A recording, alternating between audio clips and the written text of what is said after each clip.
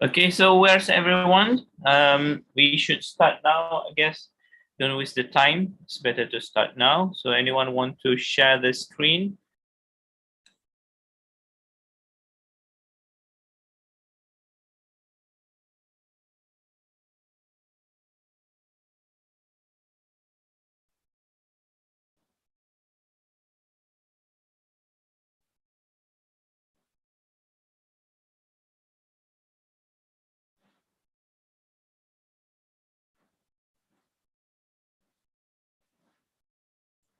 All right. Yes, I can see the screen now.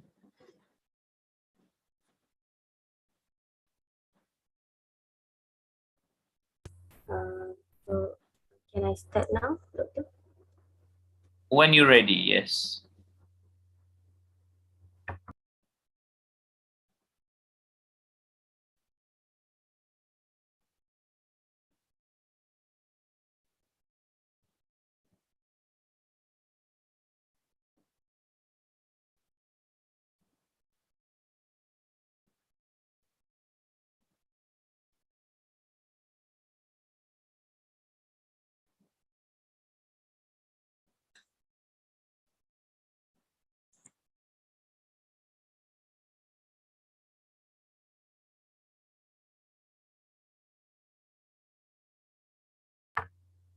Okay, Assalamualaikum warahmatullahi wabarakatuh.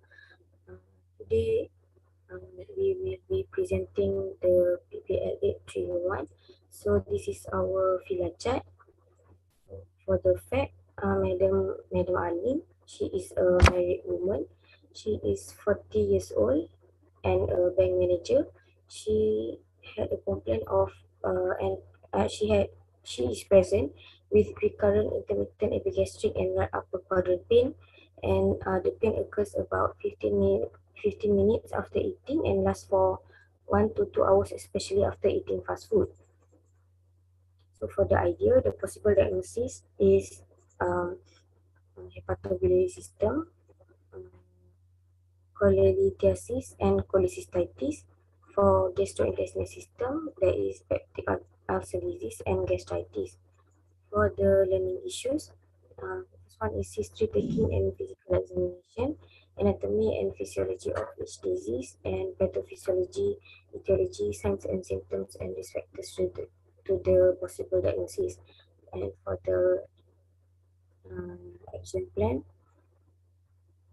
is to assess physical examination and history taking of each disease, to study the anatomy and physiology for each system involved, and to revisit pathophysiology, signs and symptoms, risk factors, and etiology of each disease.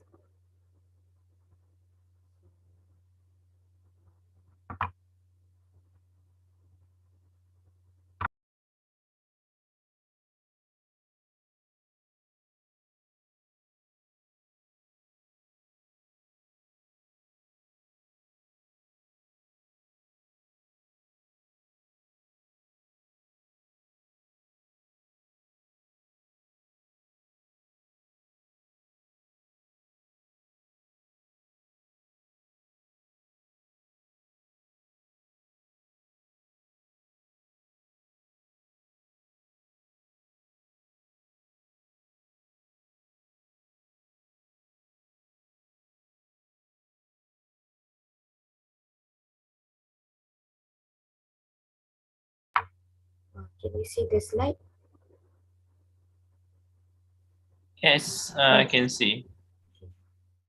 So this is our slide for PBL 8301. Trigger 1, Madam Ali, a 40 years old woman, a bank manager, present with recurrent intermittent epigastric and right upper quadrant pain. The pain occurs about 15 minutes after eating and lasts for 1 to 2 hours, especially after eating fast food.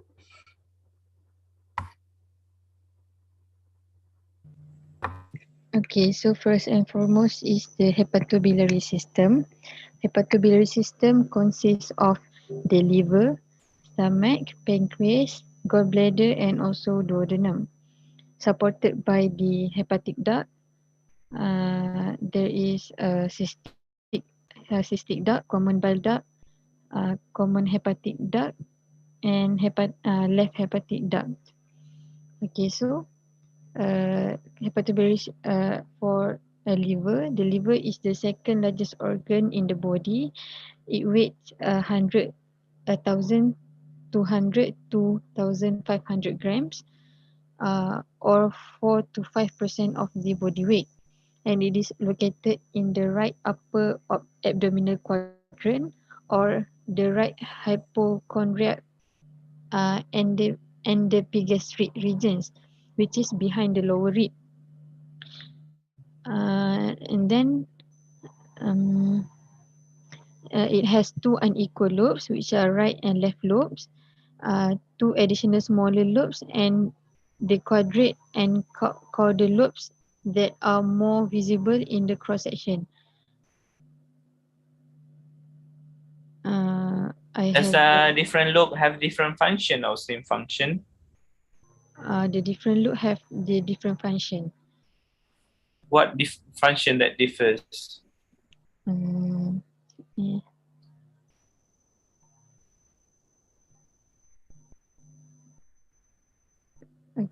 Okay.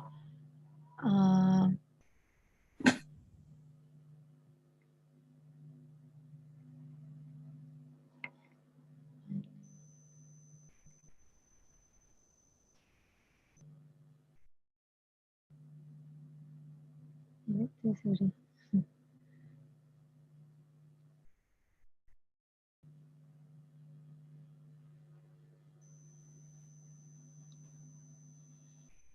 They have same function or different function?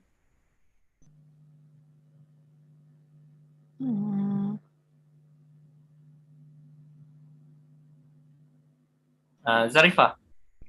Okay, sorry. The all lobes play the same function. How many lobes in total? 4 lobes in total. 4 lobes. The most visible one? Most visible one is the You mentioned just now the two most visible one. quadrate and the caudate lobes. Caudate and what?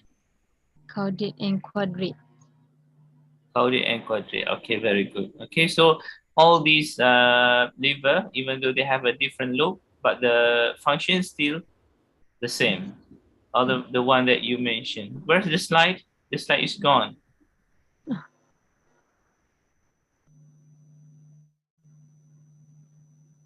You can see the WhatsApp.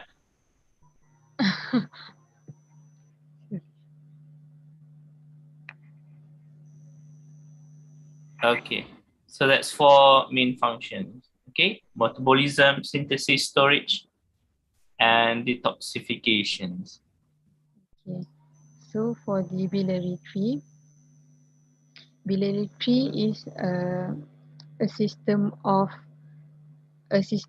ducts that function to drain the bile that is produced in the liver into the duodenum. So the bile uh, from the liver's two main lobes is drained by the right and left hepatic ducts, and then it unites to form the common hepatic duct, which is joined in its mid portion by the cystic duct from the gallbladder. Okay, and then together the cystic duct and the common duct form the common bile duct. Why they call it common?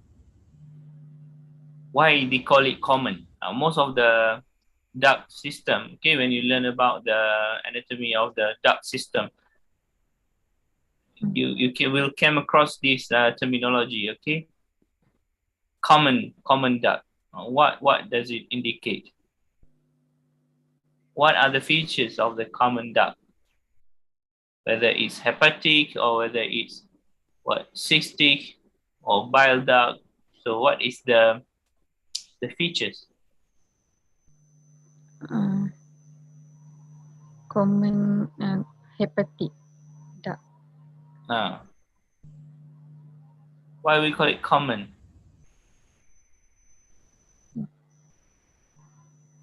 Anyone want to share?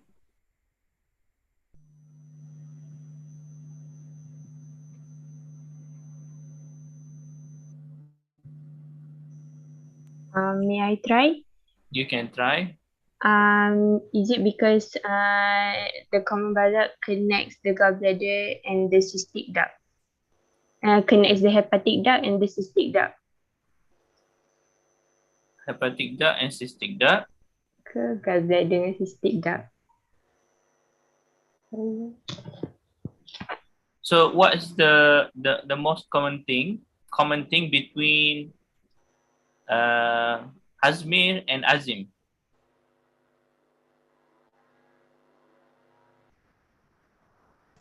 Boys. Okay, so that's the traits. Okay, you share the same thing. You are boys. Okay, what's the common thing between Zarifah and Dina? Gender lah.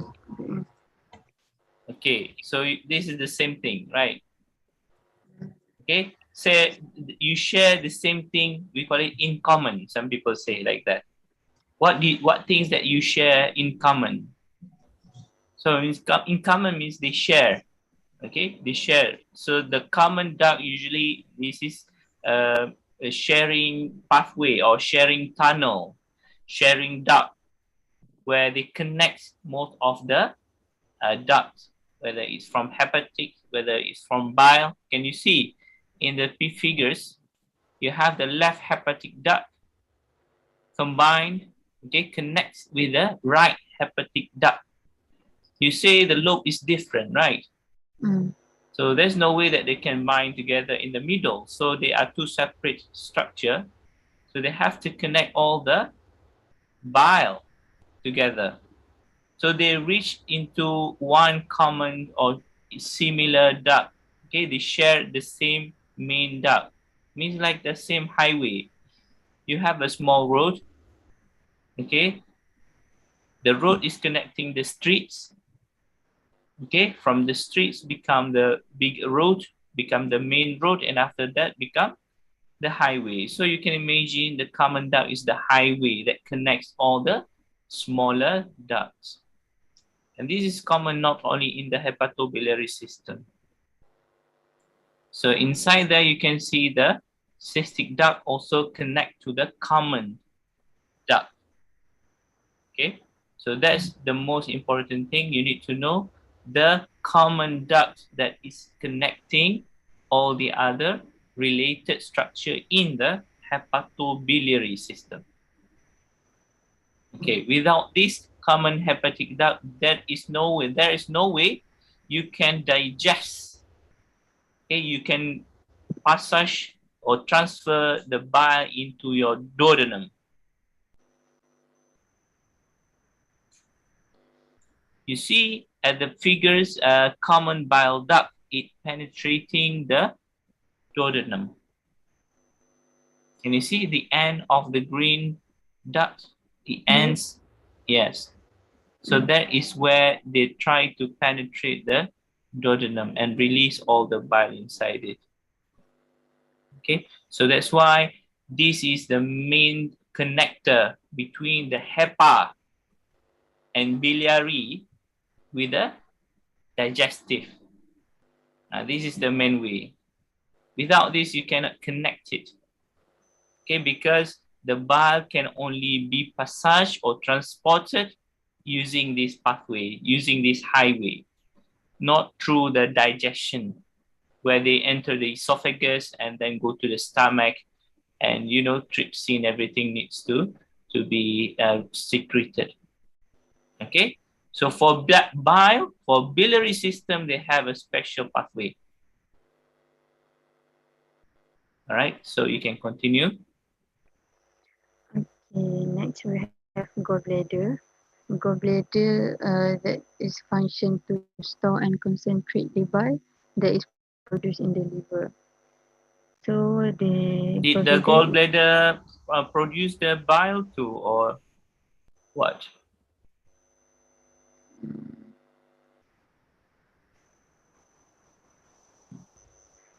Gallbladder only store and concentrate the bile from the liver. Are they producing the bile too?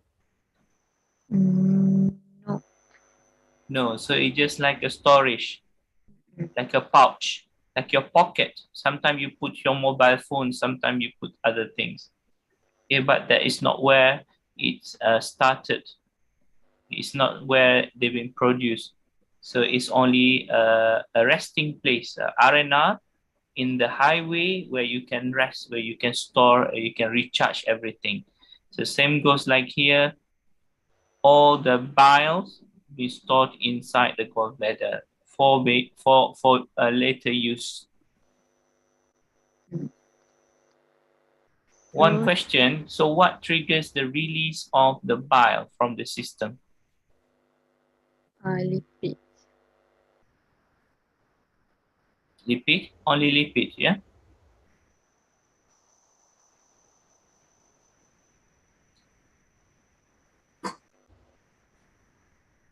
What triggers the bile being secreted from the gallbladder?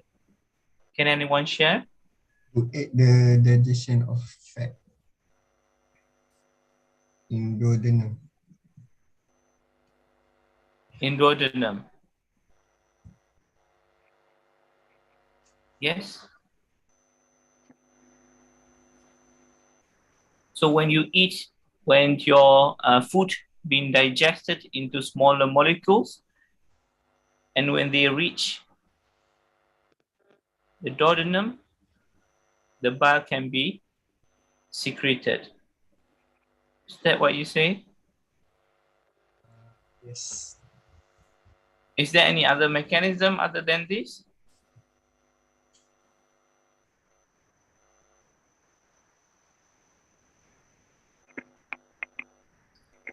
Yes or no? As I know, the existence or ingestion of lipid that pass through the duodenum triggers the release of bile. Okay, same. Same. That most of the lipid component is the triggers that allow the secretion from the storage, okay, from the gallbladder to be secreted, because the lipid are coming from the digestive system, okay, from the stomach and then go to the small intestine. Okay, duodenum is the first part of your small intestine, right? Yes. Only then it can allow the bile to be secreted out. So it's combination of two different routes, two different systems. Okay, you can continue. Okay, so in addition, gallbladder is a pear-shaped organ that is located on the undersurface on the right lobe of the liver. So the gallbladder receives bile from the liver via the hepatic duct and empties the bile into the duodenum to aid in the digestion and absorption of the fats in the GI tract. And then we have pancreas, which function in the production of the three digestive enzymes, which are trypsin, amylase, and lipase. And then it has the B cells and beta cells and alpha cells. Beta cells function to produce insulin, and then the alpha cells to produce glucagon. So, in short, pancreas involved in the insulin and in the metabolism of carbohydrate, which is in the making and storing of glucose in the liver and in the muscle system throughout the body, and enable the body to burn the stored glucose. So pancreas is an elongated flat organ that obliquely crosses the left side of the abdomen behind the stomach. Uh, so, So when the digestion occur inside the duodenum, did the insulin also been released?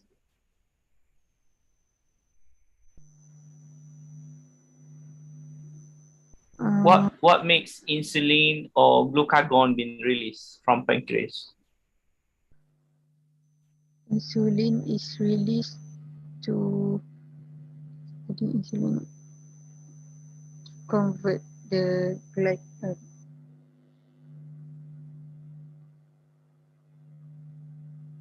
glucose into glycogen, and then if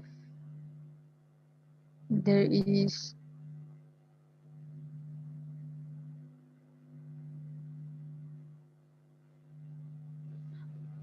if in the demand of energy, the insulin will convert the glucose into glycogen uh, to be used as the energy. So when insulin being secreted, are they being secreted together inside the duodenum? Together with the other enzyme, do you mean? Together with the food, with the bile, and they being secreted in the duodenum as well. I'm not sure. Very difficult question today.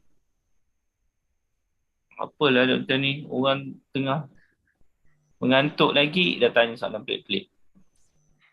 Wake up, wakey everyone, quick.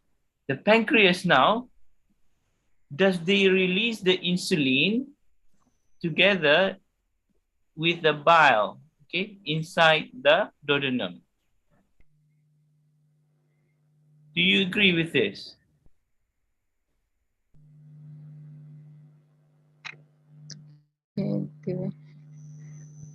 Anyone can help. Anyone can try.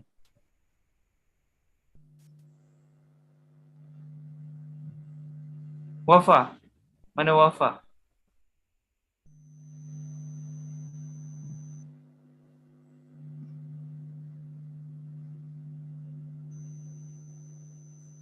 As I told earlier, just use your logic, your experience. You don't need to refer to any other sources. When bile is secreted into the duodenum, does the pancreas being secreted into duodenum too? That's my question. Meaning that when we ingest the food, and then we pass through the duodenum, and then the bile will be secreted. So if the content of the food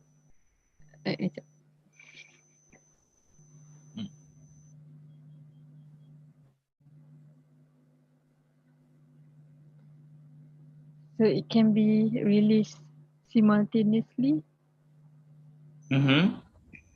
because it is all involved in the digestion of food.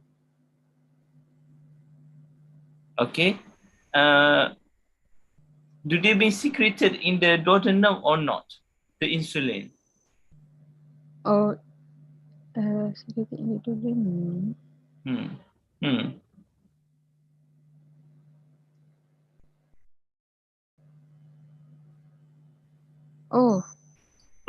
Insulin and insulin and glucagon is not secreted in the duodenum. Yes, and then where it's been released into?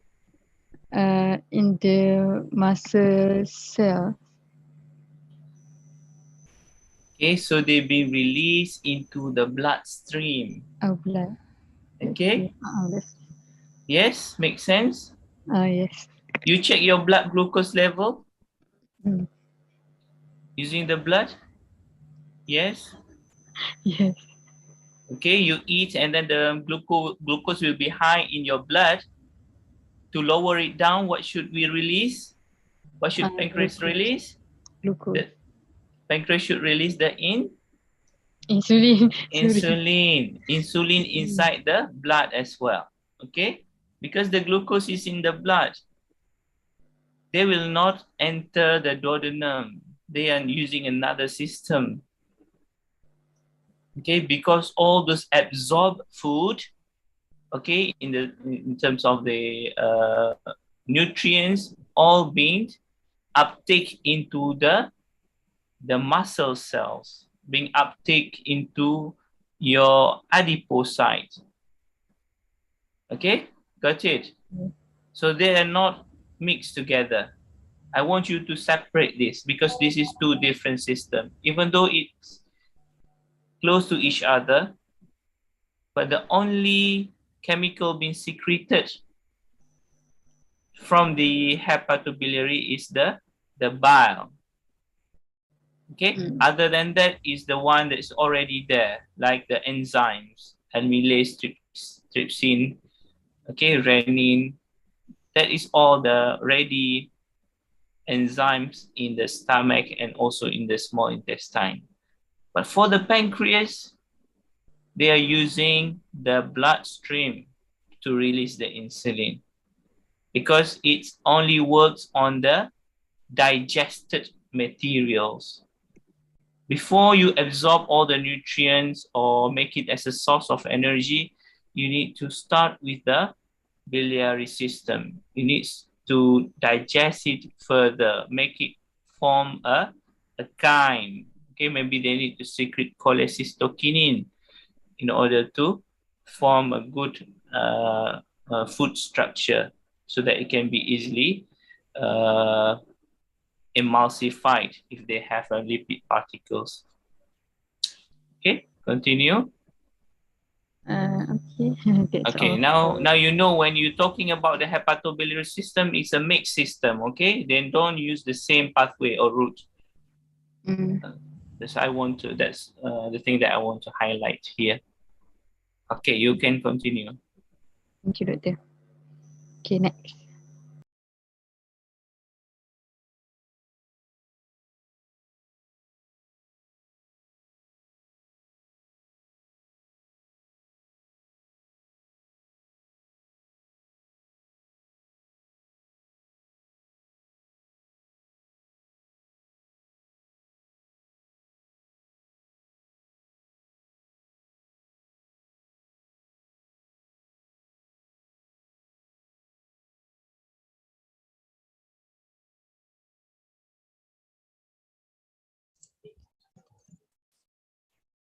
Okay, next.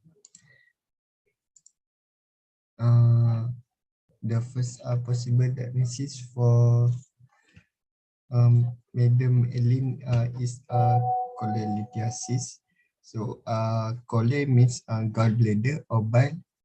Lithiasis is the formation of stony crescents. So literally cholelithiasis means the presence of one or more calculi gallstone, which is called gallstone in the gallbladder. Next slide.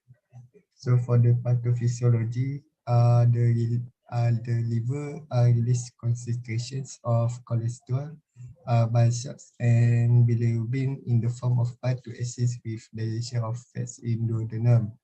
So formation of gallstones occurs when any of these substances that make up the bile are present in the last concentrations. As the biles become more concentrated in the gallbladder, the slush may form. The continued aggregation of slush can lead to cholelithiasis. You mentioned bilirubin. What is bilirubin?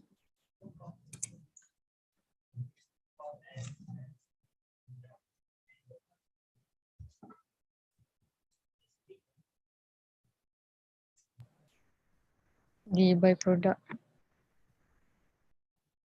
Byproduct of what?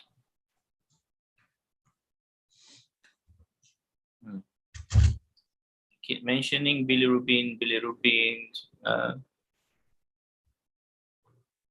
in child, in newborn,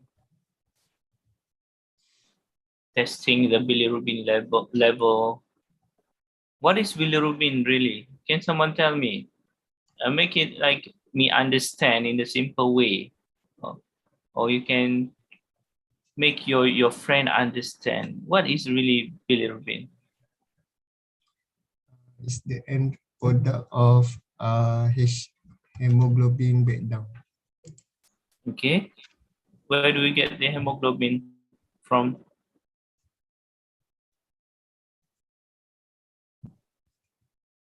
in the red blood cell. No red blood cell, okay. And then what happens to the bilirubin? Yes.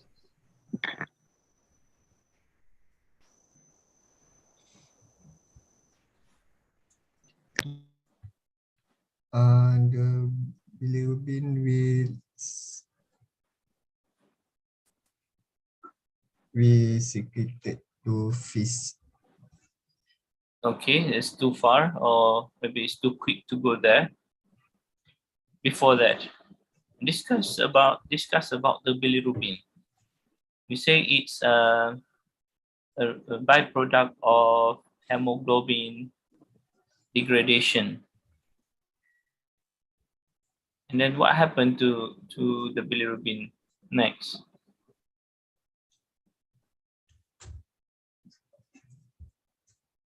Relate with the biliary system.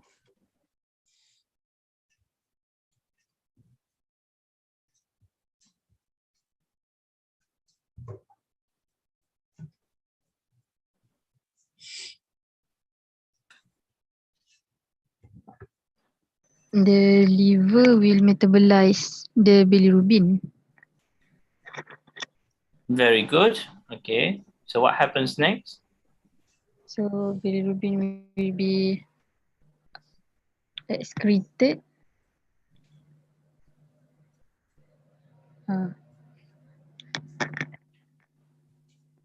Okay.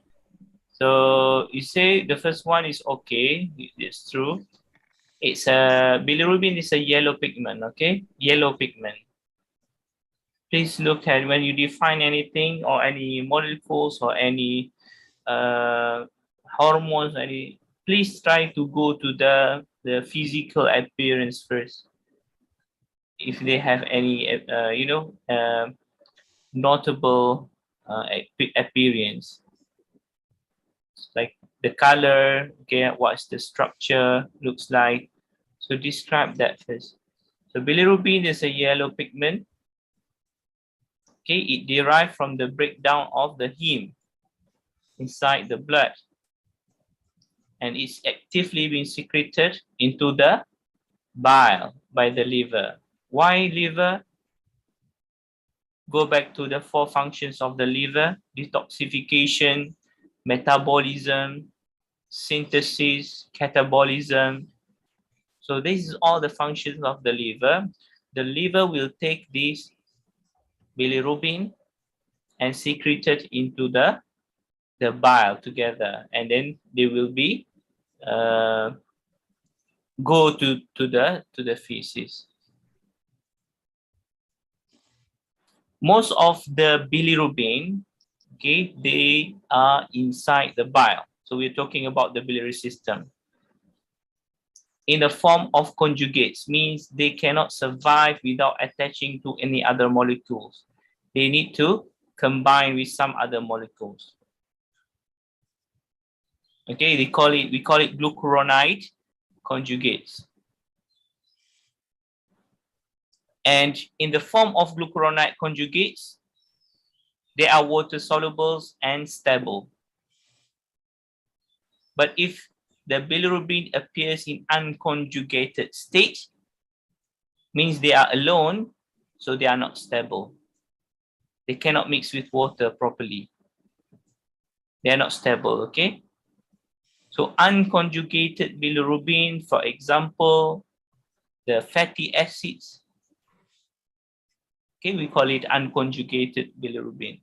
Phosphates, carbonates, and some electrolytes, they appear in the system as a single molecules. Like you, still single, right? You feel like, I cannot survive in this world alone. I feel lonely. Yes, Azim? Azmi? Just imagine Azmi and Hazim are a single unconjugated bilirubin. They cannot survive. They are not stable. So they need to form conjugates, means they need to bind with some other molecules. Ions, okay, fatty acid, in order to change their structure to become more stable, and then it's easier to be excreted as a waste product from the digestive system. Right? But in the case of very high heme level, where your RBC is broken down too much for some reason, maybe because of the diseases, maybe because of genetic disorders, where your heme level inside your blood is high, or the rate for breaking down the RBC is very rapid, so you can have very high turnover, very high level of bilirubin. Like people with the hemolysis or cirrhosis, okay, they have very high turnover of heme. And what happens next?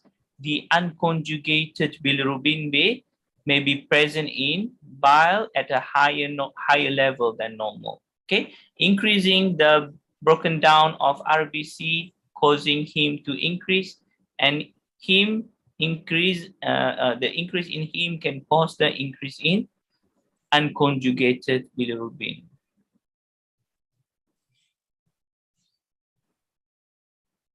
Okay, so if this happen, I want you to look at the bile, okay, the bilirubin especially. They will try to form a stable conjugates, okay? They need to mix with other.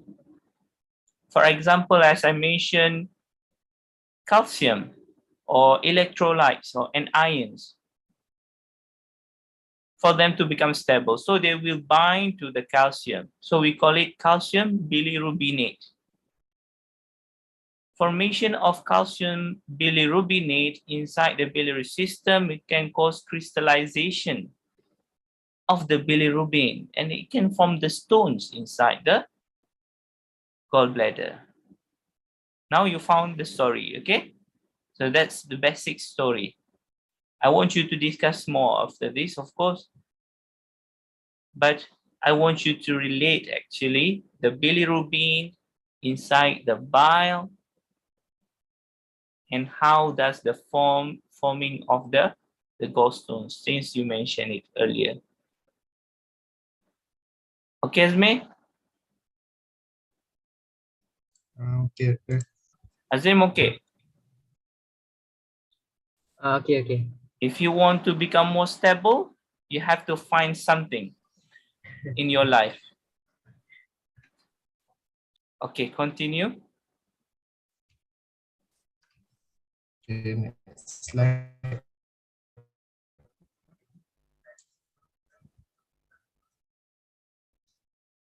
So this the types of gallstone. So cholesterol gallstone is the most common gallstone, which make up of 84.3% cholesterol, calcium 0.9, phosphate 0.2, bilirubin 3%, triglyceride is 0.2, and bile acid is 4.5.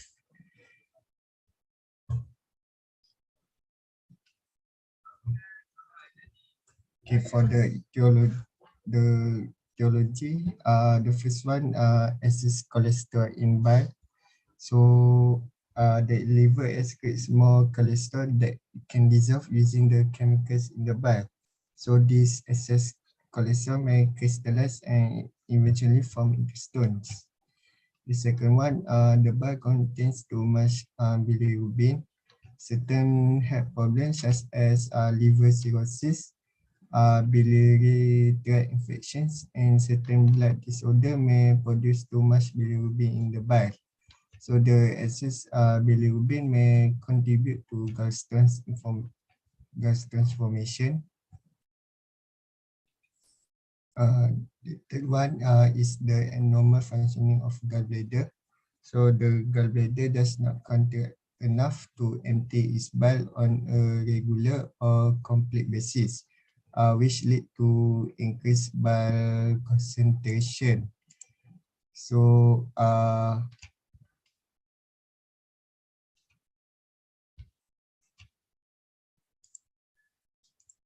the fourth one is not enough bile salts in the bile to break down the cholesterol, or when there is too much cholesterol in the bile for the bile salts to dissolve it.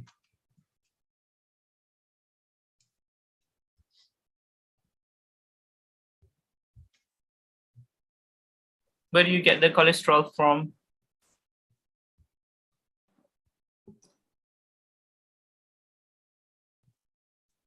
Lina dah gaul kepala dah. Tak puasa lambat lagi. Where do you get the cholesterol from? Yes. From what? Consumption of food. Is it all food? Is it all food? And this is important for your education later, for the nursing education later. Is it all food contain cholesterol?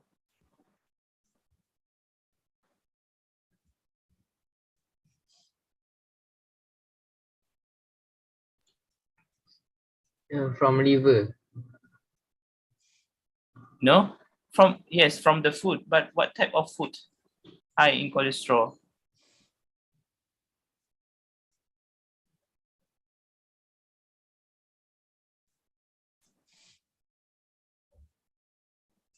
Meat. Meat, yes. Dairy product. Yes, but I want you to relate with this increase in the cholesterol level.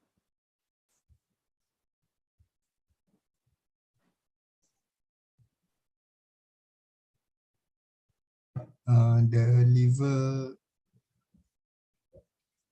liver excrete more cholesterol. No, it comes from the food. My question is, what type of food? It should be the fatty food, oily food, right? Yes. As simple as that. So this is important. Later, you want to advise the patient not to take all this fatty food.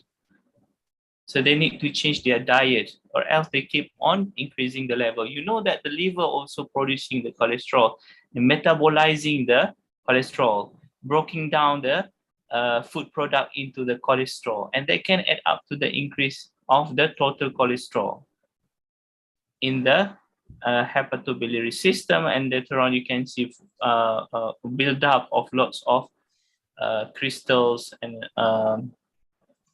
structure, as stone structure. Okay.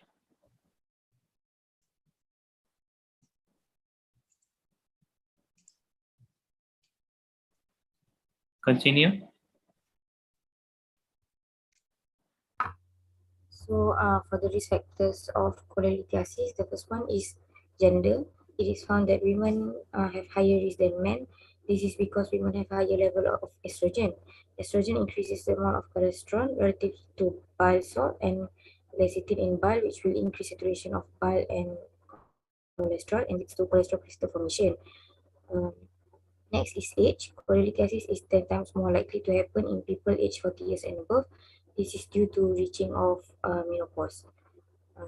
Thus, Madam Aline has a high possibility of getting cholelithiasis as she is 40 years old. Other than that, why the women? Why estrogen is commonly related, associated with the cholesterol? why? Yes.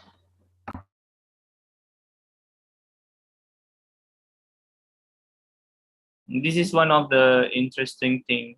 Sometimes we see that lots of disease, they don't have the gender factor, but this one you have the gender factor. The women have the higher estrogen levels, and that contribute to the formation of the stones. My question is, why estrogen can cause or can increase the chance for getting the cholesterol stones or the gallstones? From what I read, estrogen acts on the liver to cause an overall reduction in the total amount of cholesterol. So an increase in the amount of um, high density lipoprotein and a decrease in the amount of um, LDL.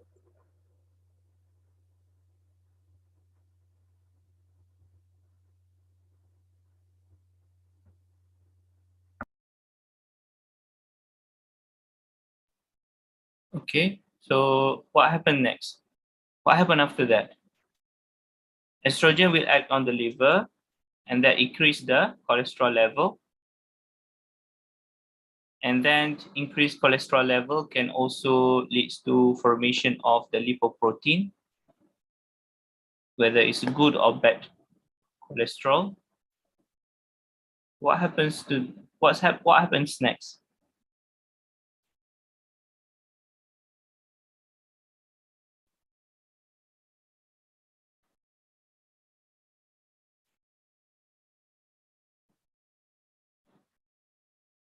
No, it ends up to that point. For the women with like a menopause women, what happened to this process?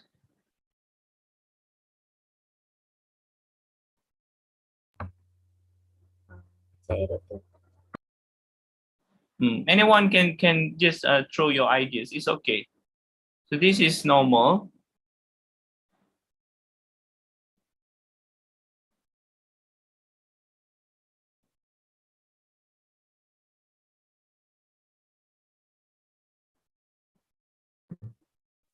Is it because when a woman is having menopause, the estrogen level decreases, so hence causing a rise in the cholesterol level?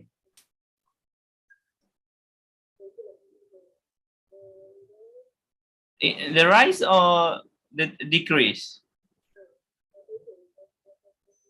The rise, as the estrogen controls the estrogen is able to decrease the level of cholesterol.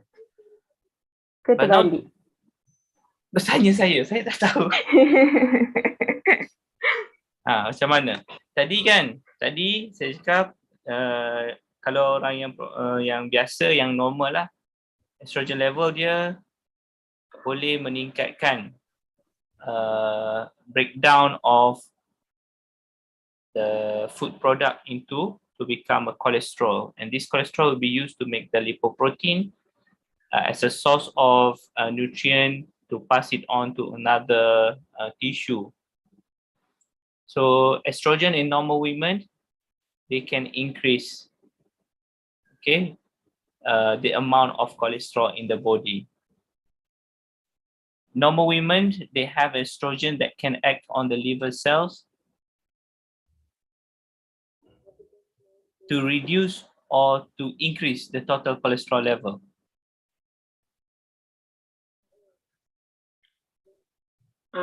Tu doktor tanya ke? Tanya. Tanya. Yang ni yang saya baca. What I understand is that the estrogen increases the amount of HDL, which is the good protein, good fat, good cholesterol. So meaning that the cholesterol level tak akan naik ni gila kan? Ini yang normal. Cholesterol tak ada. Okay, kalau menopause? Kalau menopause, so ni yang saya macam saya try, tapi kita tak tahu betul ke tak. So kalau menopause, meaning that the estrogen level is going down, meaning that the amount of HDL is also decreases, so causing a high increase of cholesterol. Ke tak? Saya tak tahu.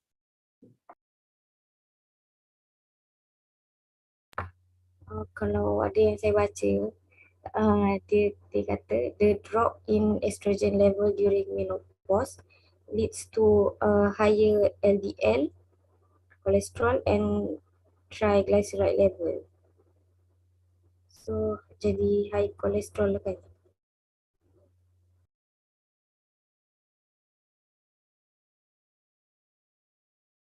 Ada lagi yang lain?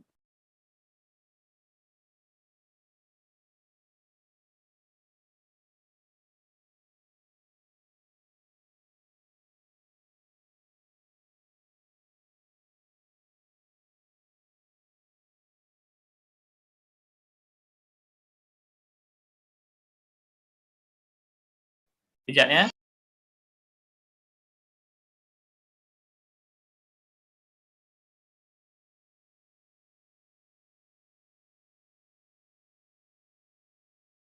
Okay. Anyone else? So estrogen kalau dalam yang perempuan, kalau dalam kes ni, patient ni, kita assume dia punya estrogen level is high because normal. Estrogen secretion is normal, means that the more you eat fatty food or cholesterol based food, it means that the conversion or the broken down is greater because they have this estrogen to process them, to metabolize the structure of these fatty oil, fatty foods. And you can see there's increase in the amount of HDL, okay, which is a good cholesterol, but not the LDL, which is the bad cholesterol. But the total amount of the cholesterol in the body basically is very low, is reduced. Okay, so this is the normal people with a normal estrogen level or higher. But people with menopause, they are struggling to keep up the estrogen at to a normal level. They're lacking this estrogen. So what will happen next? Not much cholesterol that they can digest, that they can metabolize. So what happens? It can cause accumulation of cholesterol inside the body. So this is the unprocessed or unmetabolized cholesterol from the food product, for example, and it causes build up in the system. So estrogen in the women is very, very important to maintain the cholesterol level. More estrogens means more capability to digest or to metabolize them. So final would be very low cholesterol level in your blood. Okay, got it. If people with the menopause, of course, they have lose this capability because low estrogens means very few cholesterol only can be digested or metabolized, and they can start to build up and cause harm to the system later on. As you say here, Madam Aline just assume that she is 40-year old and don't have this menopause yet. You can continue. Doctor, Yes, I just want to ask a question. you can. How about men? Because men does have the low estrogen compared to women. How does the men's How does the men? So based on this, so the body is not relying on the estrogen only for the broken down.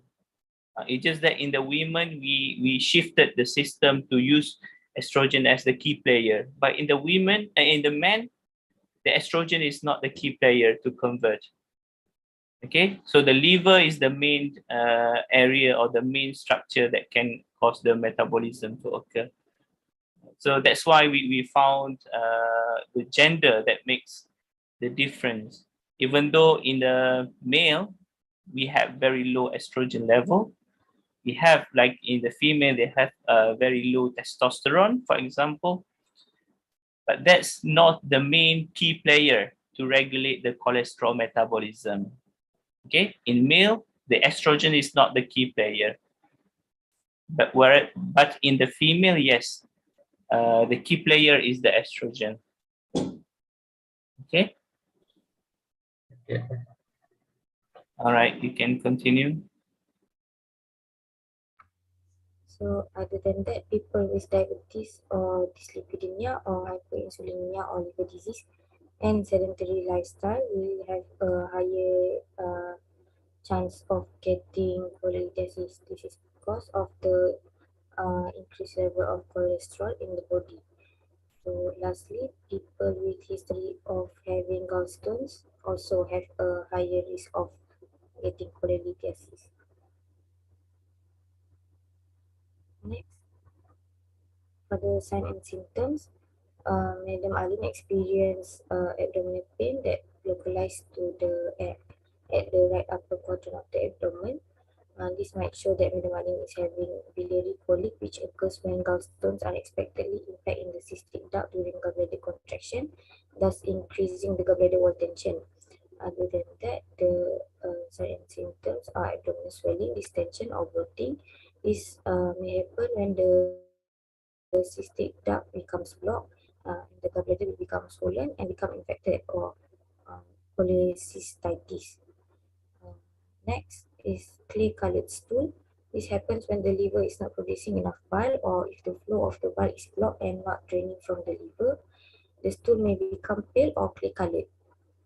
Uh, Besides that, fever and chills may also happen as it is the sign of inflammation or infection. And then loss of appetite because when the gallbladder becomes blocked, the body cannot break down fat. This might make the patient feel full or simply loss of appetite. Next, nausea with or without vomiting. Um, this is because when the gallbladder is blocked, it cannot break down fats and the patient may feel nauseous with or without vomiting.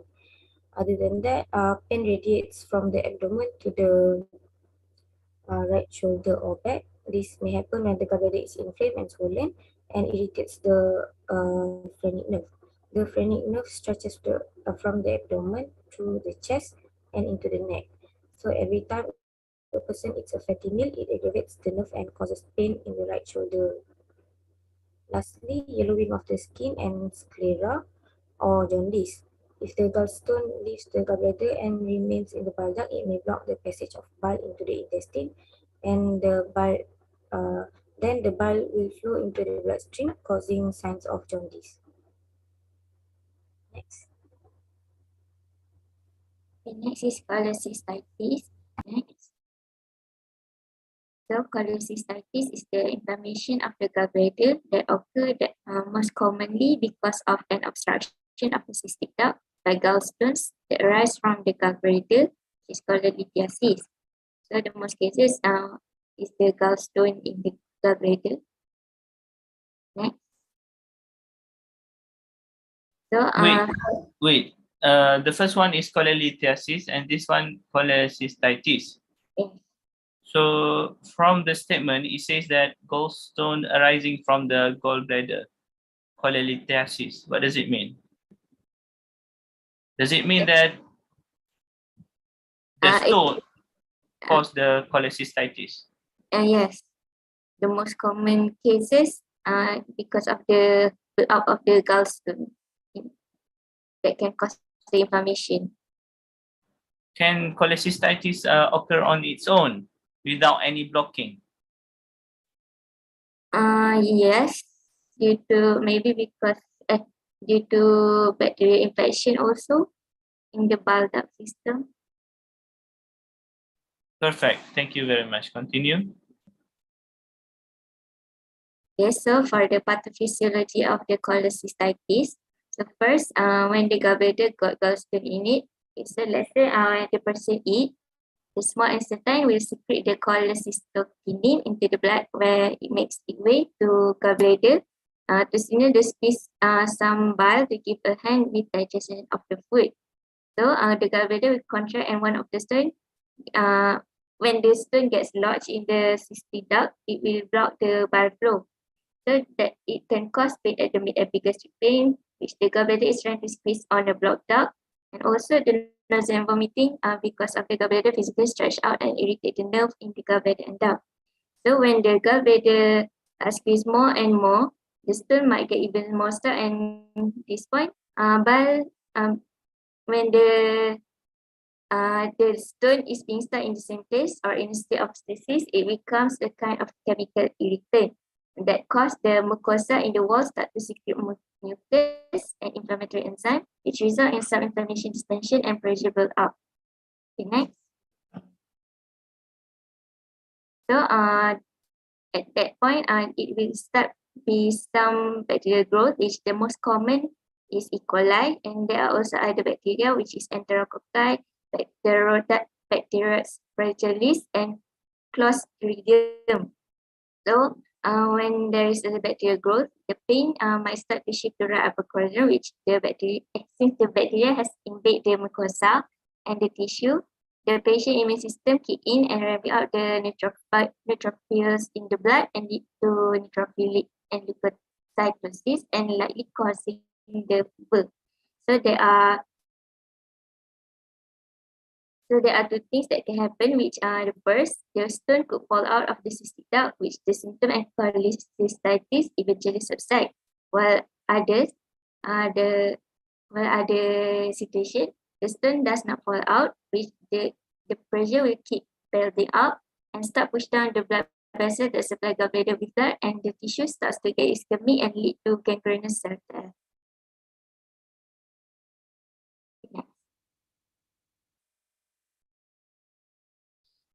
Yes, it's the risk factor for cholecystitis. So some people are more at risk for cholecystitis. The risk factor include increasing age and also gender, which is a female are more higher to get cholecystitis, and also certain ethnic group, and then obesity. Next is for the rapid weight loss and also drug, and lastly pregnancy. Okay, for the sign and symptom, so the main symptom is pain in the upper right side of or upper middle of abdomen that usually lasts at least 30 minutes. So the patient may feel sharp, cramping or dull pain, steady pain, and then a pain that's spread to back or below right shoulder blade. Other symptoms that may occur include clay color stool, fever, nausea and vomiting, yellowing of skin, and white of the eyes, which is jaundice.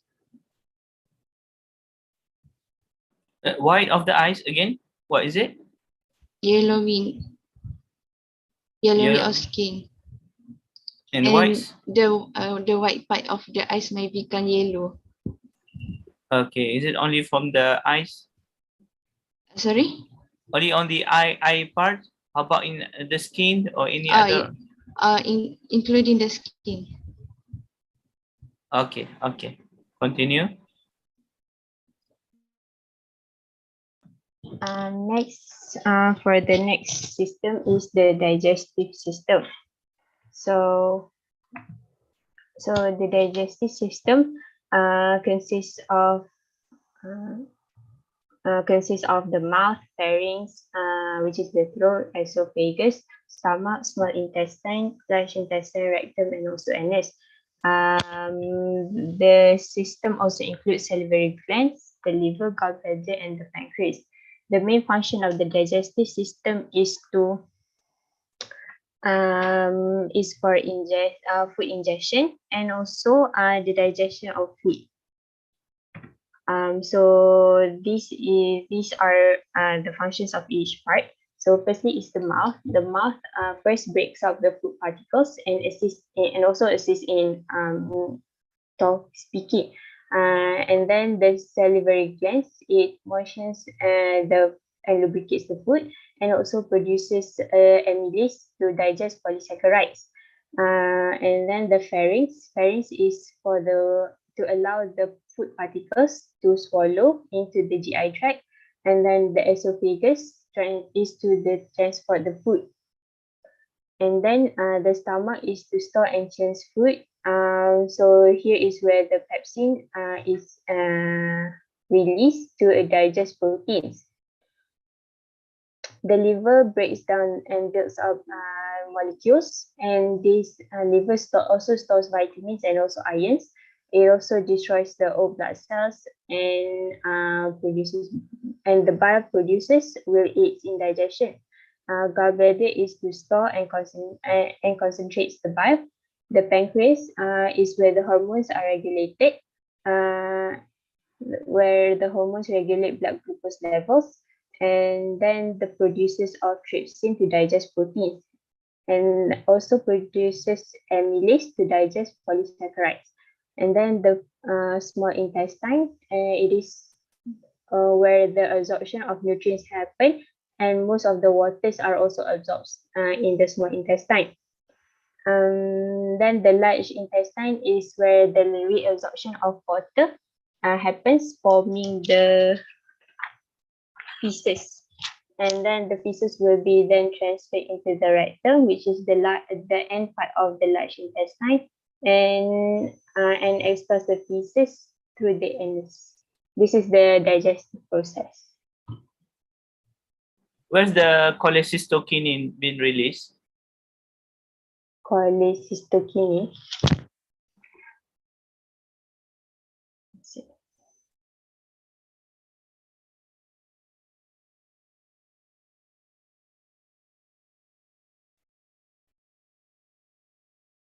In the picture, where is it been released? And what's the functions of cholecystokinin? It is released in the small intestine.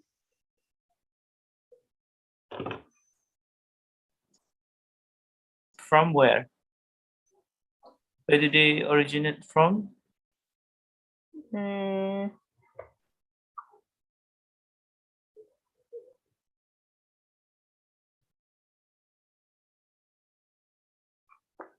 Is it the it mentioned here produced by the eye cells in the lining of the duodenum? Okay, correct. So it's inside the small intestine. Specifically, it's in the duodenum area. So what's the functions of cholecystokinin? Chole means related with the gallbladder. Gallbladder. It's a type of hormones, but what's the functions of CCK, cholecystokinin? Improves the digestion by slowing down the emptying of food from stomach. Means what? Meaning that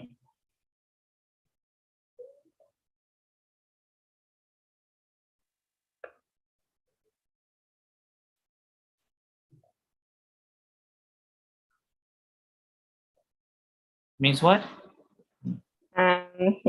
meaning that it helps with the gastric emptying. Maksudnya? Helps tu macam mana? Dia mempercepat ke atau melambatkan? Dia melambatkan gastric emptying. Kenapa nak lambatkan? Kenapa nak lambatkan? So that the nutrients are able to be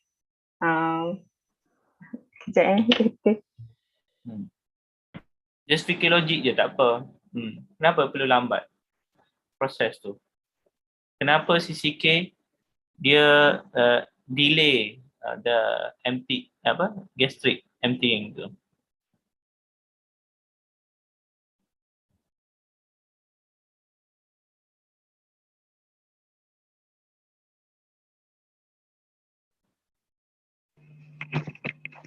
Nak bantu dalam absorption process ke? Okay, correct. Boleh? Just imagine kalau cepat sangat gastric emptying, apa akan jadi? Apa? Betul. Cepat lapar lah. Kan? Memang akan cepat lapar. So kita nak avoid benda tu daripada terjadi. So one of the CCK hormone, the function is to retain the food product, and they increase the surface area for the food product, so easily to be absorbed inside the duodenum. Okay, in duodenum structure, lots of villi, and so they need to be, the food product need to be broken down into smaller pieces to increase the surface area, right? And it also makes it easier for the bile to bind to them, okay, for the emulsification process. So along the way, they will become small and smaller until the point they reach the colon, where the water will be absorbed. Okay, so we need to delay this, and the only structure or the only hormones that can help in this is the CCK.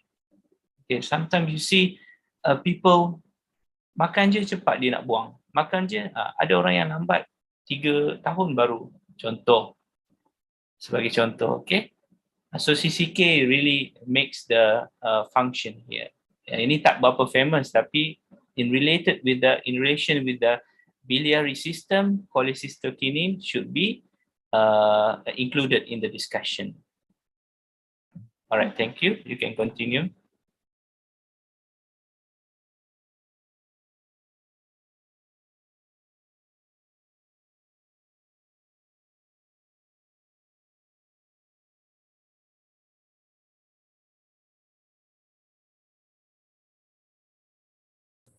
Okay, so the second possible diagnosis for the patient under the gastrointestinal system is gastritis.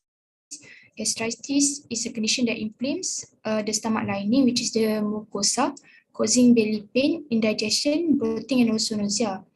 So gastritis can come on acute or gradually, which we call it as chronic gastritis.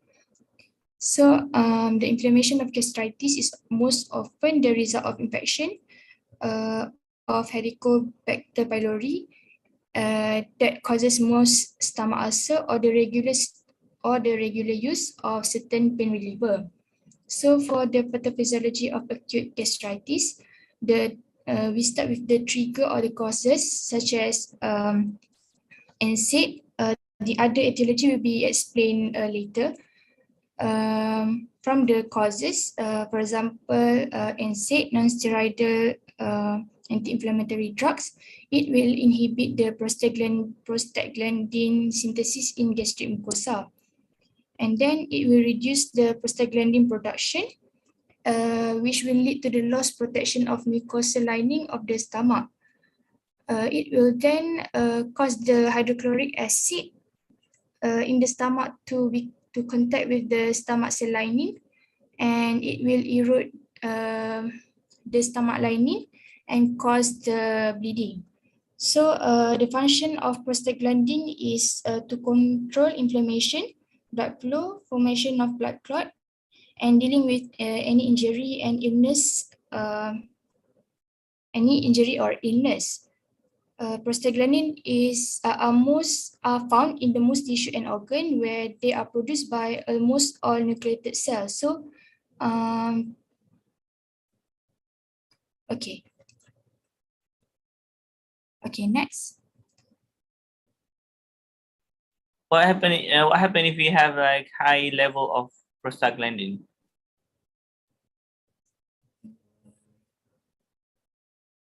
High level of prostaglandin.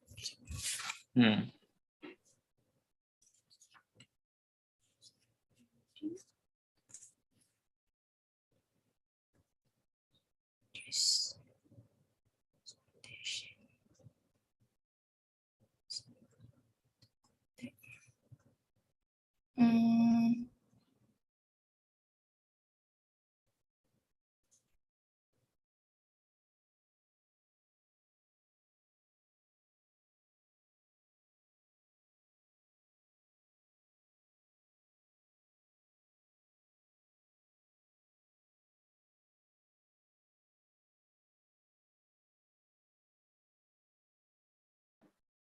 Any answers? Or maybe you can say what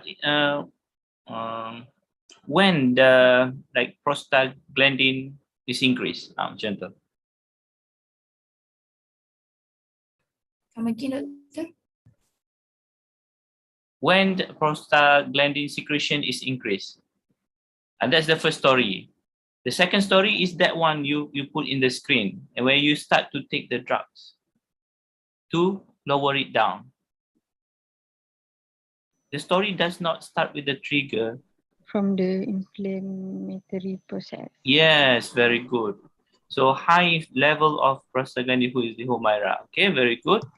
Response to the II, the double I, infection or inflammatory responses, okay?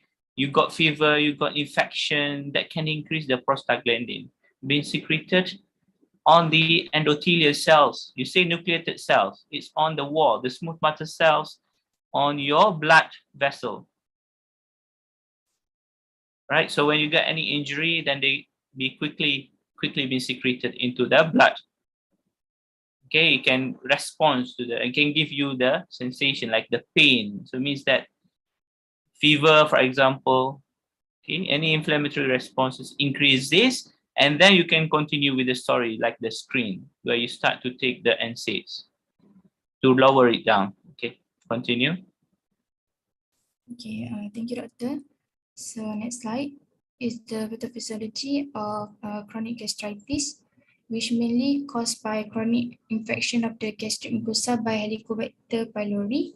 So Helicobacter pylori infection causes the inflammation of the gastric mucosa, and then the gastric mucosa and decrease in and the superficial changes of the gastric mucosa will cause decrease in mucus also. As the disease evolves, glands of the gastric mucosa are disrupted and destroyed. Thus, the inflammatory process will involve the deep portion of the mucosa, which eventually will thin and become atrophy.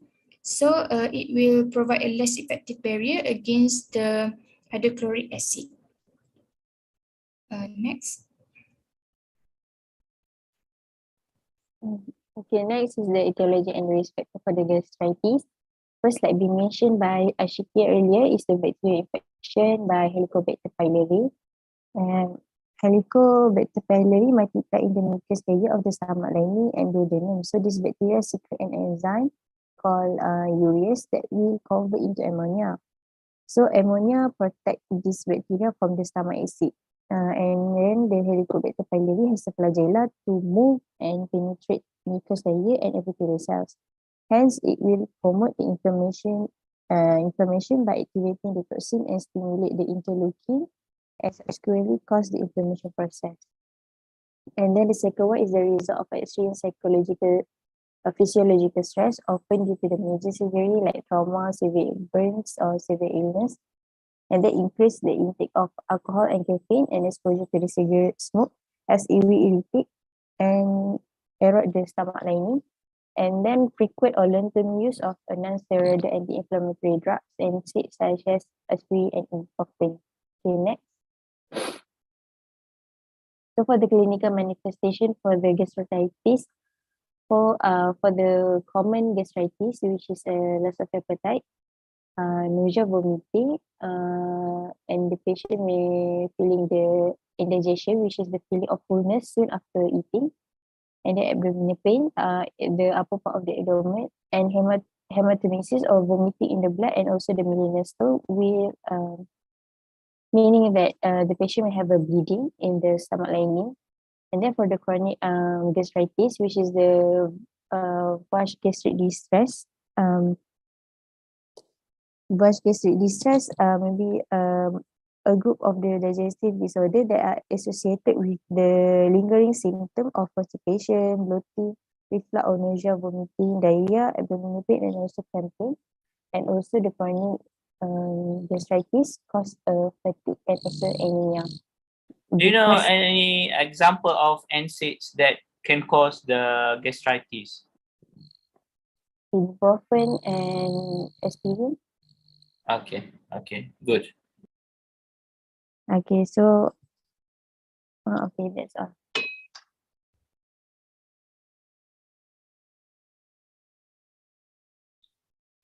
Okay, for the next one is the peptic ulcer disease. So for the pathophysiology, peptic ulcer disease is a result from the imbalance between the gastric mucosal protective and destructive factors, and it causing open sores that develop on the inside lining of the stomach and the upper portion of the small intestine. So peptic ulcer include the gastric ulcer that can occur inside the stomach and the duodenal ulcer that occur on the inside of the upper portion of the small intestine. So this the causes of the peptic ulcer disease is somewhat similar to the gastritis. So this is the part where the possible ulcer that may happen, which in the gastric and the duodenal. So the next one, next slide. And for the etiology, also somewhat similar to the gastritis, which is first of them is infected by H. pylori bacteria, because the bacteria weakens the protective mucous coating of the stomach and the duodenum, and allowing the acid to get through the sensitive lining beneath. And the next also same as the gastritis, which is the frequent usage of the NSAIDs, because it interfering with the stomach ability to protect itself from the gastric acid, while these acid are vital to the digestive process, because they can cause damage if the protective barrier of the stomach are compromised. Okay, next. Where did they originated from, the H. pylori? It could be from the contaminated food or from the water, and it could be seba from the saliva. Do you know how long they can survive in the digestive system, or in the duodenum, or in the stomach?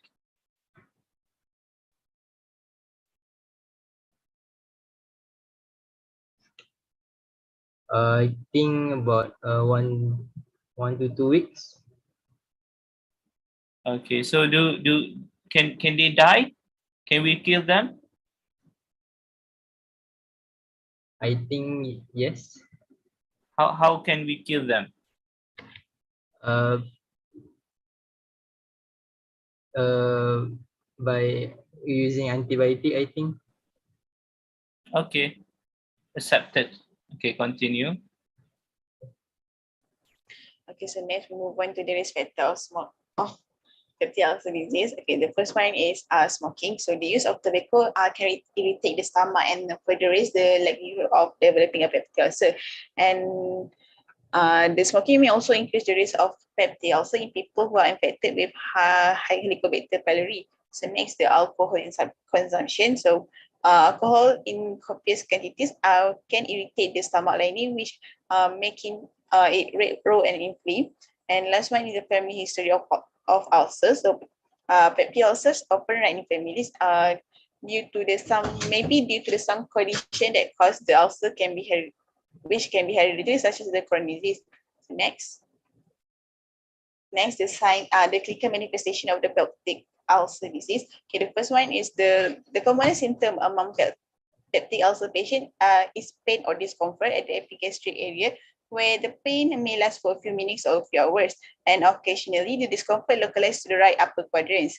And other symptoms include feeling of fullness or bloated, nausea, and vomiting, where they usually happen when the stomach swells because it is full of gas or air.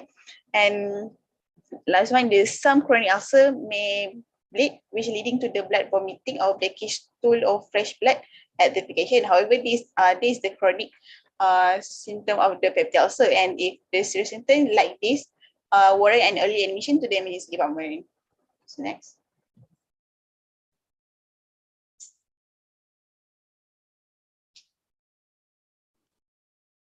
Okay, good.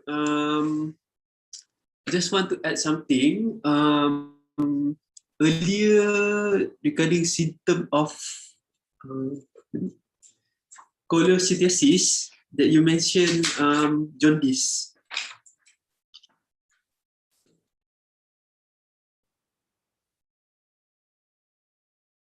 Okay. Sclera. Bluish of the skin. Can you add the pruritus? Itching of the skin because of the bilirubin.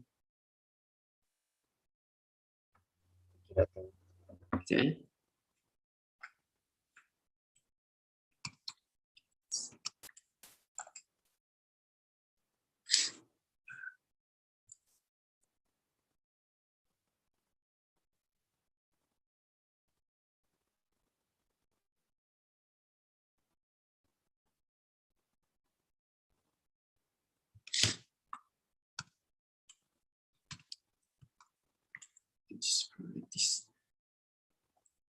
Okay. I think that's all.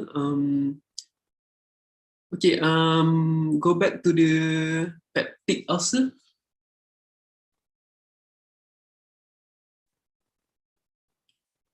Okay, another one. Next one. Next one. Just for fun fact, do you know who discovered the Helicobacter pylori bacteria? No. Okay, the scientist who discovered this bacteria is a Nobel Prize winner in 2005. He consumed the culture bacteria to prove that this bacteria can cause peptic ulcer disease. Okay, that's all. Dr. Faris, can I proceed with the trigger? Of course, yes. Okay.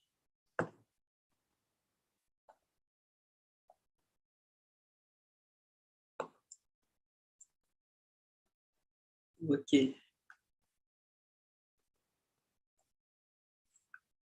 Earlier to do like this. Okay, this is the trigger.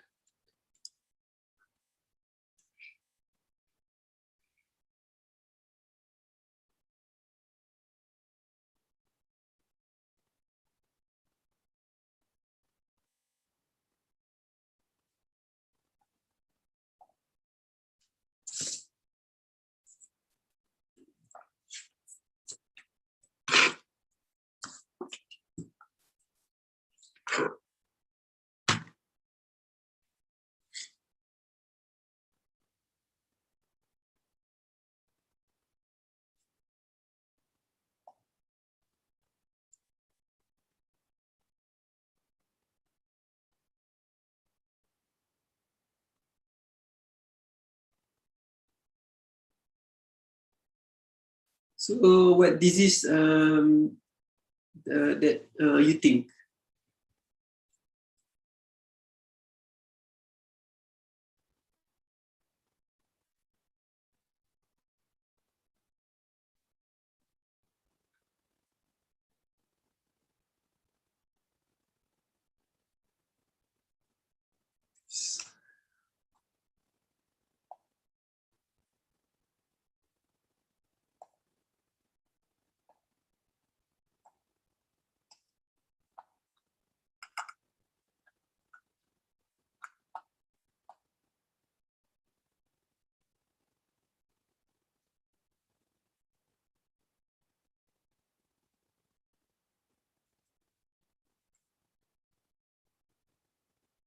Okay, good. Okay, it is a formation of gallbladder stone. Okay. So on the next PBL, we expect you to describe the anatomy and physiology of. Okay, you already discussed. Explain the cause of right upper quadrant pain.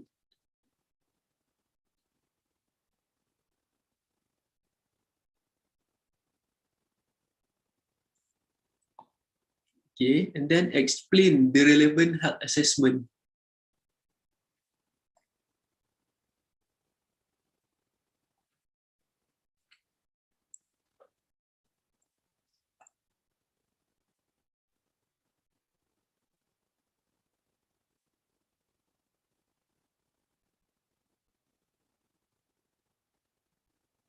And then identify the clinical manifestation and risk factors of cholelithiasis.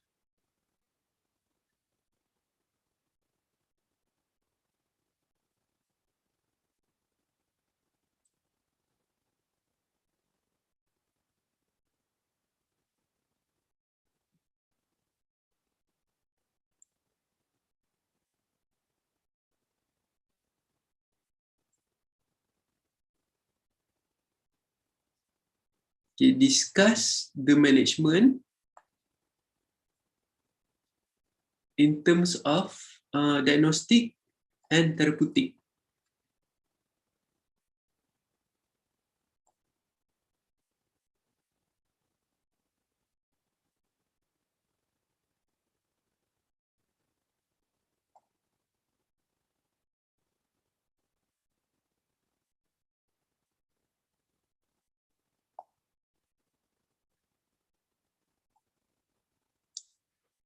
Okay, and then develop nursing care plan for the patient, nursing diagnosis lah.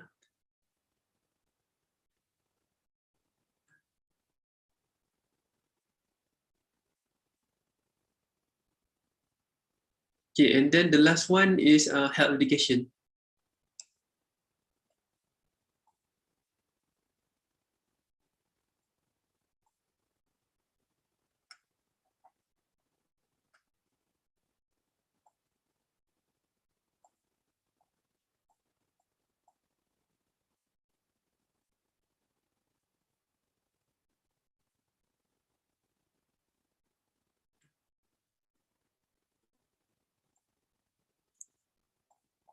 I think you can do on your creativity. I think you can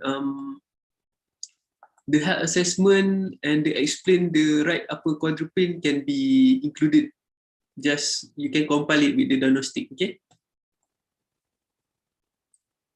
Okay. That's all for today. Okay. So next week. Okay. Happy Idul Fitri to all of you. Take care balik kampung. You want to say something, Dr. Faris? Oh yes. Just to remind you about the what do you call the trigger? Do you receive the trigger? Trigger 2 already done, yeah? Yes, the chat Okay. box. All right. Okay. In the chat box. Okay. Thank you very much, Dr. Ade. Just to remind a few more things. And have you ever met the patient with this cholelithiasis before? Any experience? Yes. So what is the treatment?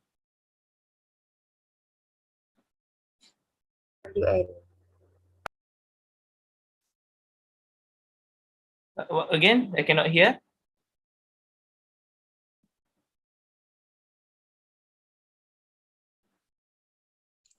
Cholecystectomy. What does it mean? Removal of gallbladder. Remove. So if you remove the gallbladder, so what happens to the body? Can you survive? Yes. Yes. How do you survive without gallbladder? The bile will go direct into digestive system. They are not stuck in gallbladder. Is there any side effects of taking off or removing the gallbladder?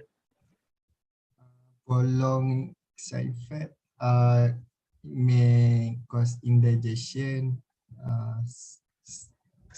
nausea, vomiting.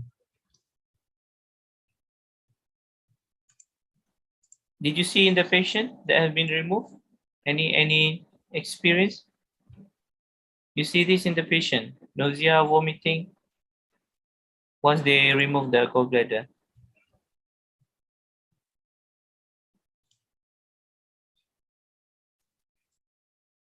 Never. Okay, it's okay. Just leave it for you to find out and make sure you report it inside your report as well. Okay. And one of the clinical manifestation, let me check. Maybe some of the stones, they can escape the gallbladder and enter another system, and this is also dangerous. But I want you to know and describe about the gallstone that occurs in the 4 different phases. Okay, 4 stages: the lithogenic state, asymptomatic gallstone, symptomatic, and also complicated cholelithiasis. You need to discuss about the diagnosis, prognosis, management, and Dr. Alif already mentioned the nursing care plan, okay, nursing priorities, the discharge goals, risk for the deficient fluid volumes, what are your nursing interventions, what drugs do you use, and how much, what is the concentration. Okay, So I think that's it. You got it right. It's cholelithiasis, and I hope you can summarize everything in the report.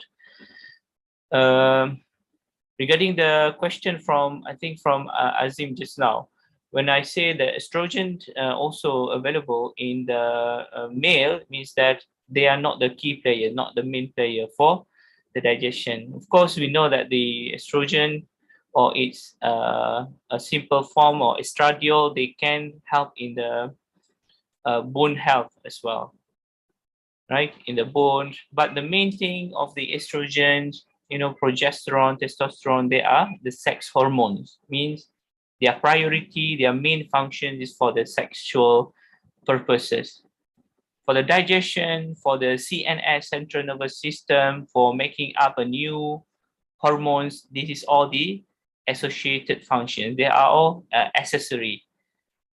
Okay, but in the female, the estrogen play a greater role than the female, of course, because this is already got used to do that in that way. Okay, so the level of estrogen in the female can have a greater impact or greater functions in the digestion problem or digestion function as compared to the female. Maybe female not dependent, maybe male not depend on the estrogen as much as the female. And also the disease like osteoporosis, for example, it's more common in the female than the male. This is due to the estrogen level. Okay, so that's one thing. The other thing is regarding the HDL. I want you to relate because this is important for you to know the story. If the estrogen level is decreased during the during menopause, okay, the cholesterol will spike because they don't have the capability to digest it, to metabolize it. What will happen next is that more LDL, the bad cholesterol, will build up. Bad cholesterol means, okay, the lipoprotein contains lots or more cholesterol level, like 80% and above. That's why we call it LDL, low density lipoprotein, because lots of cholesterol particles inside it. We don't want this to happen. We want very few cholesterol level inside the system, and that is HDL, the good cholesterol. They just carry a few cholesterol, right? And this is true for the Madam Aline that we were discussing for today. Okay. Other than that, I'm happy to see you are responding very well, but I cannot. I hope you can improve your chattiness, your sense of query. You want to ask me, you want to ask Dr. Alif, you want to share your findings. Don't just look at the notes or try to look at, just give a logic, a simple thing. Sometimes I didn't ask a more, you know, a very specific question. Just want you to be a human. When you are in that situation, what is the most common thing that you can think of before you go to find the answer? Okay, so there's some question that I try to trigger during the PBL just to increase your, you know, your what you call curiosity to know further how to relate. And most of these items I can make it like a puzzle, then you can connecting every single stories. Now I hope you will understand the hepatobiliary and how it works. Okay, basically based on the anatomy and physiology, you can know, okay, maybe you can gain some new knowledge. All right, but to make it more relevant and more significant, you have to put it down in the paper, in the report, and read it. Don't just copy paste or use the Killbot, for example, just to rephrase, or use some other software. But do this, you know, even though with your own language, English, but your writings really matters because this is the one that you're gonna speak or tell people next time. Right? Don't just simply copy paste. We are not just, you know, looking at your report for the sake of giving you marks. No, we are looking in a holistic way, comprehensive way. We look your response and how is your in what we call your effort to answer that. It's okay if if you feel like, stressed out and you feel like anxious. Okay, you like trembling or you're shaking when I ask you questions. Okay, so don't worry. Okay, don't stress out yourself because I'm not even next to you. Okay, I cannot do anything to you. Okay, so just keep in mind that this PBL not meant for just having PBL and then just writing report there, and it's for your own benefit. If you think that way, then you can feel that PBL is really important for myself, especially when I want to answer or enter the pro exam later on. Okay, so I think that's it to summarize, because we are not meeting next week, isn't it, Dr. Alif? Or we're meeting as well, like normal? No. Yes. I'm not sure. No, you don't want to meet. Why? Raya, Doktor. Raya is only one day. Or you Raya take the one month. 30-day 1 month. mazhab. Yes. Or you're the other mazhab. Semester break kan? Semester, yes. But you love PBL. Let's do it next week, right? We love, but after Raya. After Raya. After Raya, okay, inshallah. So for this time point with the remaining Ramadan and also for the coming Raya, I will try to apologize if I have any wrongdoings. You feel offended if I ask you questions, if you feel shattered, or maybe you get OCD after this. I really apologize for that. Maybe I just try to tease Azim and Hazmi just to make them more alert regarding the importance of getting married last time. Okay, but this is just for fun, okay? I hope you will enjoy the PBL session. We have 2 remaining PBL sessions. From my side, I wish you all the best to get the Lailatul Qadar if you still didn't get that.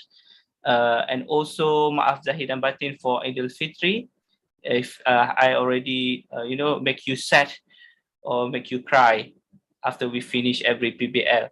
And that's it from my side. Maybe I think that I have something, and then maybe we can close the session.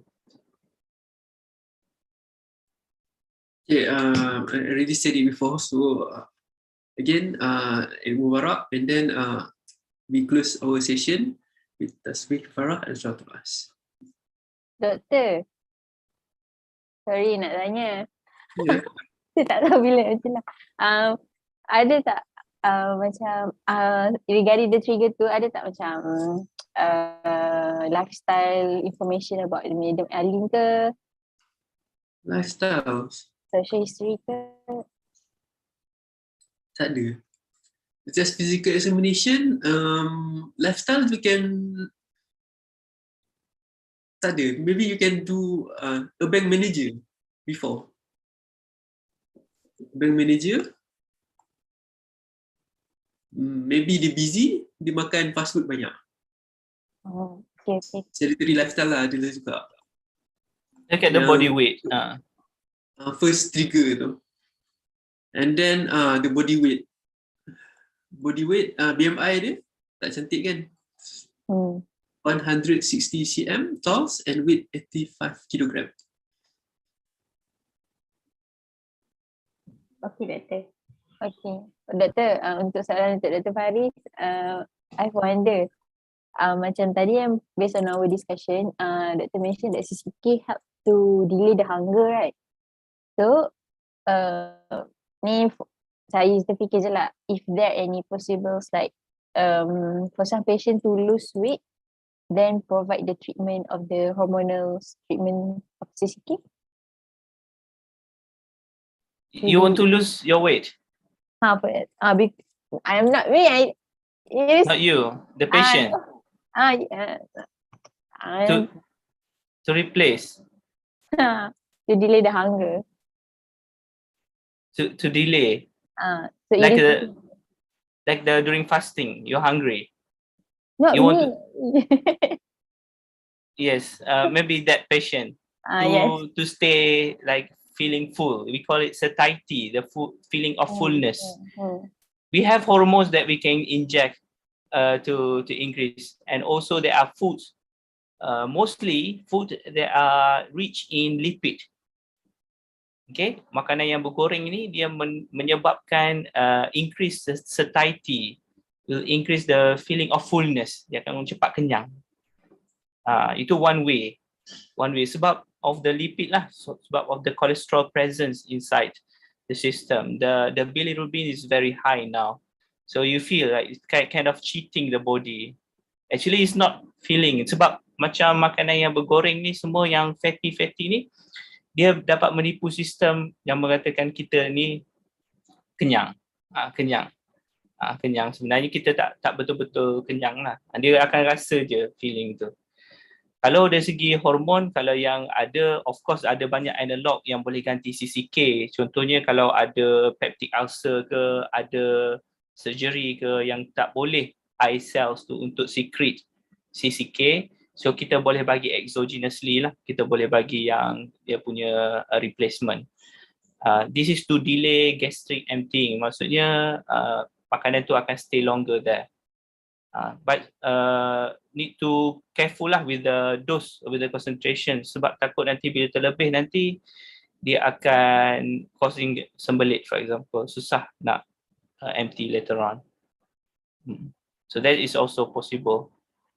There's one of the like appendix. You think that the appendix don't have any function, but actually they have a function to store the bacteria. Same goes like the gallbladder. You think maybe gallbladder tak perlu pun.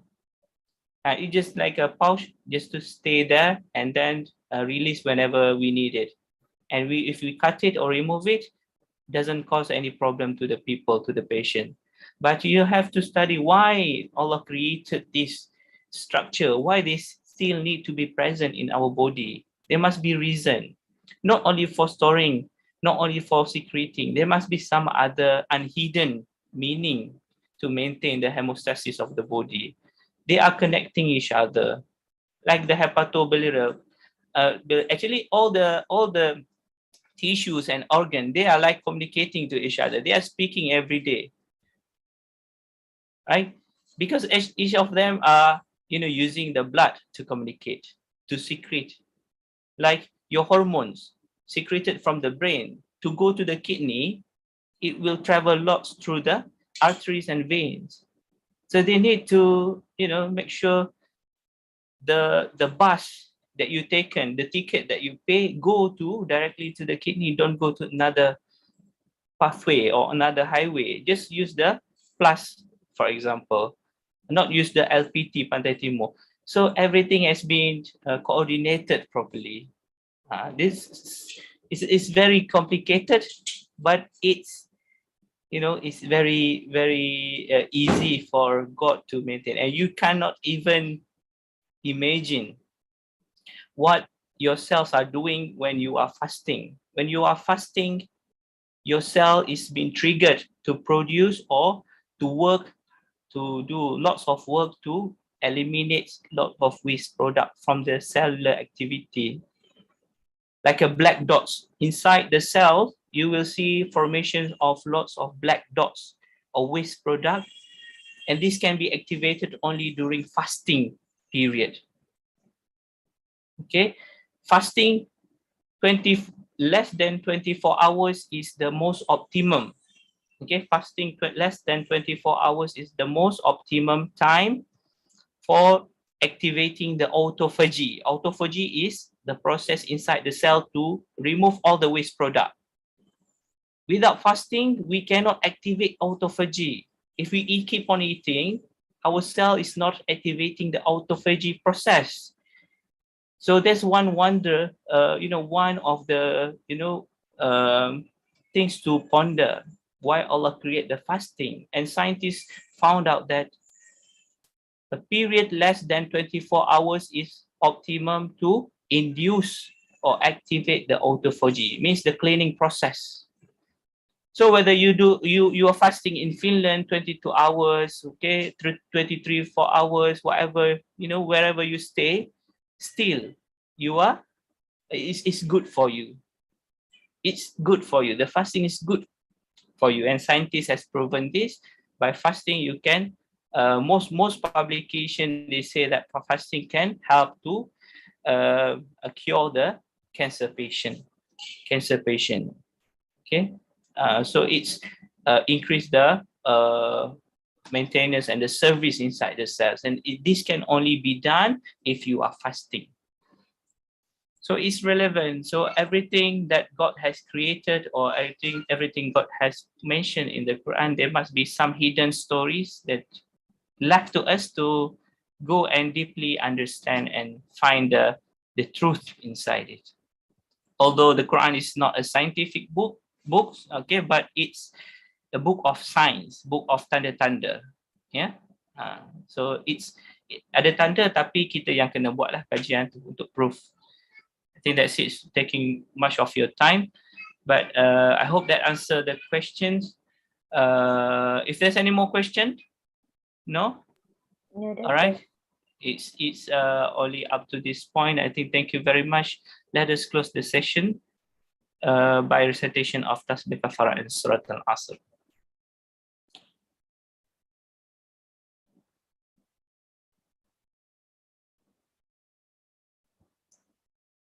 Okay, everyone. Thank you, Dr. Alif. Thank you, everyone. Group 6, Section 6. Bye-bye. Selamat Hari Raya. Thank you, Doctor. Selamat Hari Raya. Jumpa saya nanti klaim duit raya. Okay. Okay, Doctor. Okay, bye-bye.